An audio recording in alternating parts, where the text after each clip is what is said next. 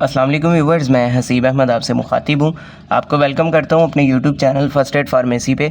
आज की अपनी इस वीडियो में मैं रिव्यू करूँगा ओमिज़ोल कैप्सूल का। ये 20 mg में है, इसके अलावा 40 mg में भी आता है, जो कि आपको पाकिस्तानी मार्केट से आसानी से मिल जाएगा।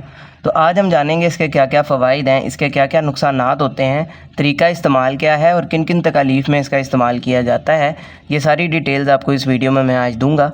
लेकिन उससे पहले आपसे गुजारिश है, अगर आप मेरे चैनल पर न्यू आए हैं, वीडियो को लाइक कर लें, चैनल को भी सब्सक्राइब कर दें, साथ बेल आइकन को भी दबा दें ताकि मेरी आने वाली इन्फॉर्मेटिव वीडियोस आप तक पहुंचती रहें। तो चलते अपनी वीडियो की तरफ। ब्रांड नेम है जिसका ओमिज़ोल, जिसको बना रहा है जी बॉश फार्मा। कीमत की बात की जाए तो आपको ये 322 रुपये में 14 कैप्सूल मिल जाते हैं। अब बात करते हैं इसके अंदर मौजूद दवा की, तो इसके अंदर मौजूद है ओमेप्राजोल। तो ये बेसिकली एक PPI ग्रुप से रिलेटेड दवा है, यानी प्रोटॉन पंप इनहिबिटर्स। ये ऐसी अद्वियात होती हैं जो हमारे मैदे की तेज़ाबियत को कम करने की सलाहियत रखती हैं। अब जिन कंडीशन में इसका सबसे ज़्यादा इस्तेमाल किया जाता है उसमें पहले नंबर पर आ जाता है GERD। GERD से मुराद गैस्ट्रोइसोफेजियल रिफ्लक्स डिजीज़। इसमें होता यह है कि हमारे मैदे से ग़िज़ा या तेज़ाबियत जो है वो वापस हमारी ग़िज़ा की नाली में ईसोफेगस में आना स्टार्ट हो जाती है, जिसकी वजह से फिर आपको सीने में जलन होती है, उल्टी मतली की कैफियत होती है, हाजमा सुस्त हो जाता है, कुछ खाने पीने को दिल नहीं करता। इसके साथ साथ ब्लोटिंग इश्यूज़ होते हैं, पेट भरा भरा फील लगता है आपको।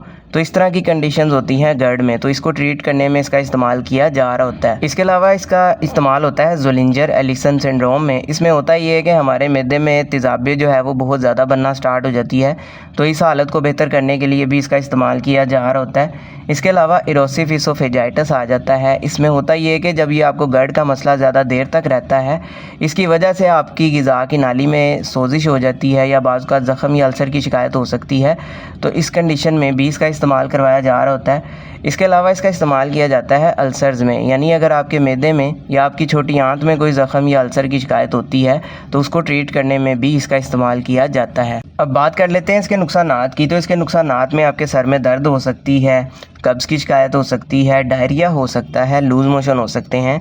इसके अलावा अगर आप इससे एलर्जिक हैं तो आपकी स्किन के ऊपर भी एलर्जी वगैरह देखने को मिल सकती हैं। तो इस तरह के नुकसानात आपको हो सकते हैं। अब बात कर लेते हैं इसके तरीका इस्तेमाल या डोजेज के बारे में। तो इसका इस्तेमाल जो है, एक कैप्सूल सुबह नाश्ते से पहले करवाया जाता है, दिन में एक दफ़ा।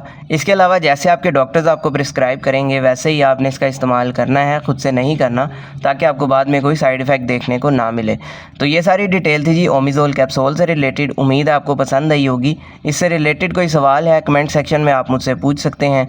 वीडियो पसंद आई हो तो वीडियो को लाइक कीजिएगा, चैनल को भी सब्सक्राइब कीजिएगा। अपना ख्याल रखिएगा। अल्लाह हाफ़िज़।